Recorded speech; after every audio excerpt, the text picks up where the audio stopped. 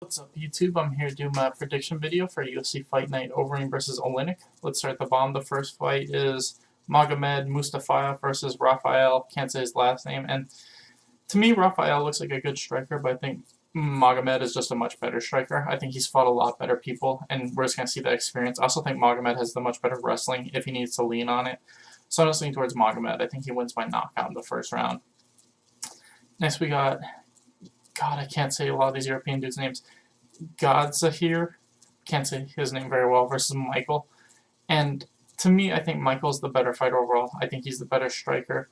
I think God has more grappling ability. I think if he can get to the ground, he'll probably win.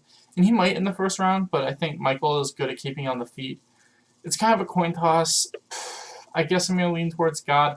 I say he gets a takedown and might win by submission. It depends on what Michael's takedown defense looks like. We haven't really seen him out-wrestled yet, but I think we're going to see in this fight. I'm leaning towards God. It's really close, but I think he gets a submission in the first round.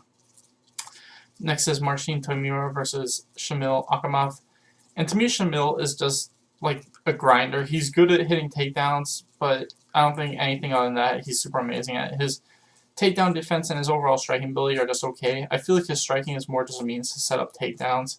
He has good striking defense, but overall he's just okay. I think Tymura is just the better finisher is the best way to put it.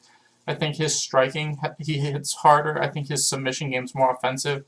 And I think his ability to get up off of his back is decent too. I think Shamil will hit takedowns here and there, but I think Tymura is eventually going to land like a head kick or get on top of Shamil and mount and just win by knockout. So I got Tymura winning by like second or third round knockout.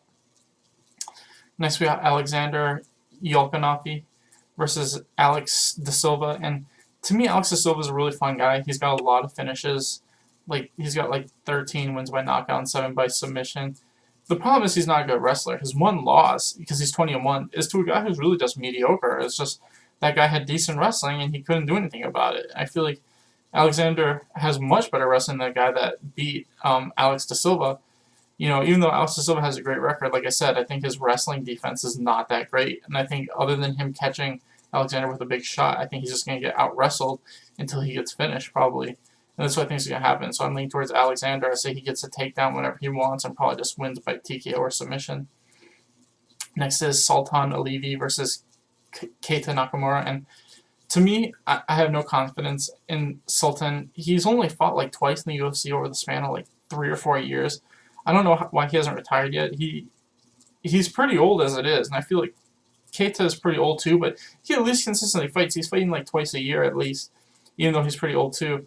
I also think Keita's just more well-rounded. I think his striking and overall jiu-jitsu game are better. I think Sultan has amazing wrestling, and he could definitely grind out a decision, but I don't know how good he's going to look with all the time he takes off in between each of these fights. I don't know if it's injuries or what, but if it is injuries, that makes me have even less faith in him because he's probably not at 100% most of the time. Like I said, I think Keita's the better striker, the better overall jiu-jitsu guy, and I think if he can just kind of stuff the takedowns and kind of put the pace on Sultan with his striking, I think he'll eventually land the knockout shot. So I got Keita Nakamura winning by a second-round knockout. Next is Masavor Elvan versus Song Woo Choi, and Woo Choi is a really good striker. He's a really fun striker to watch, but I just think Masavor is the much more well-rounded guy, and I think he's got the much better wrestling. And I think he's just going to get this to the ground eventually and win by submission. You know, Woo Choi, if he could keep this on the feet, has a chance of winning, but I realistically just don't see it. I think Masavor is going to hit a takedown sooner or later.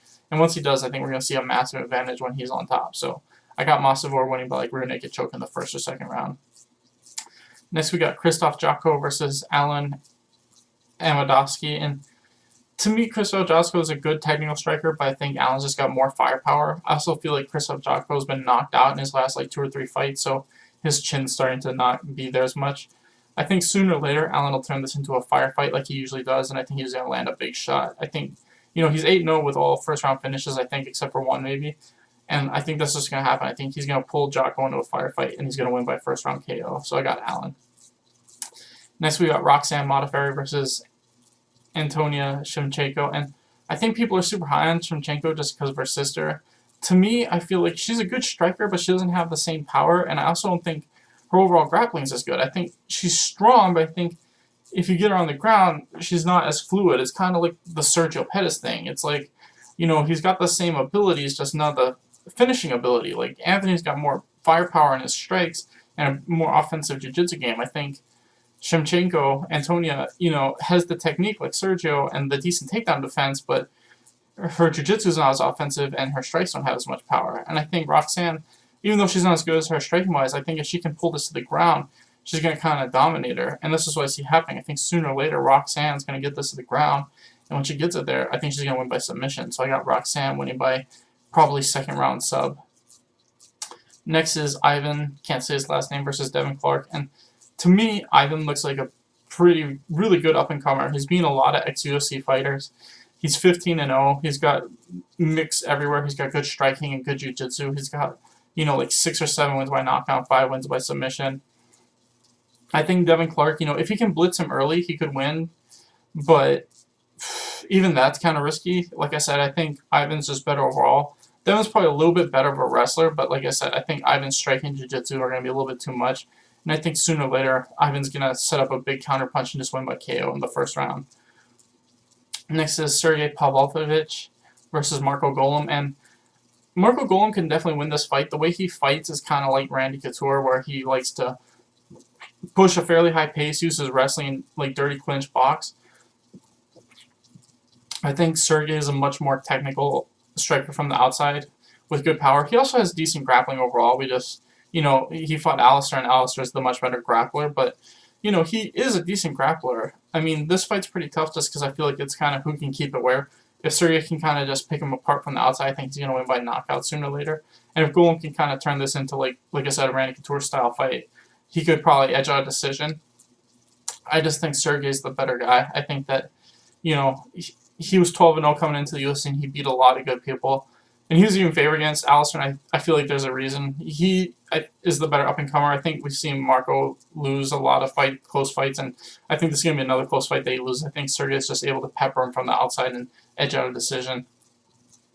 Next is Islam Makhachev versus Arman, can't say his last name. Both these guys are almost close to undefeated. Islam's 16-1, Arman's 13-1. I feel like both these guys have pretty similar styles. I just think Islam's the better grappler overall, and Arman's the better striker. It's kind of who can keep it where. I think Arman, he is probably a slightly better wrestler, but like I said, I think overall, in terms of grappling, I think Islam's the better grappler. And I just don't think Arman's going to land that knockout punch. I think that Islam's going to get this to the ground, and I think he's going to either catch him with something from his guard or get on top. I think it'll be competitive for a while, but I think, like I said, I think Islam's eventually going to sweep him or something, take his back and win by rear naked choke. And I think it's probably going to be in the first or second round. So I got Islam winning by sub. Next is the main event, Alistair Overeem versus Alexei Oleinik. And to me, this fight goes one of two ways. It's like either Alistair catches him early or Oleinik kind of wears him down, pulls him to the ground, and just beats him up or submits him. I feel like, Alistair looked good in his last fight, but he still hasn't looked amazing as of late. He got knocked out pretty devastatingly in his 2 fights before his last win. I feel like Oleinik's really tough, too. I mean, if you look at his last, 15 fights, he's been finished 1 time against Curtis Blades. And, other than that, he has that 1 decision loss in a close fight, and then he's won the other 13. I think he's looked better and been fighting better people in his last, 15 fights than his whole career. And I think he's just kind of hitting his groove. I definitely think that if Alistair's smart, he'll just kind of do what Mark Hunt did, just throw a lot of leg kicks. And I think that's probably what he will do. But it depends on when Oleinik decides to go at him. I mean, he needs to be careful. You don't want to get caught with a counter punch or a knee.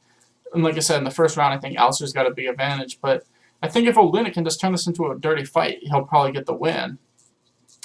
It's really tough because, like I said, I mean, Alistair has such good first-round finishing power, and he definitely has a massive advantage in striking.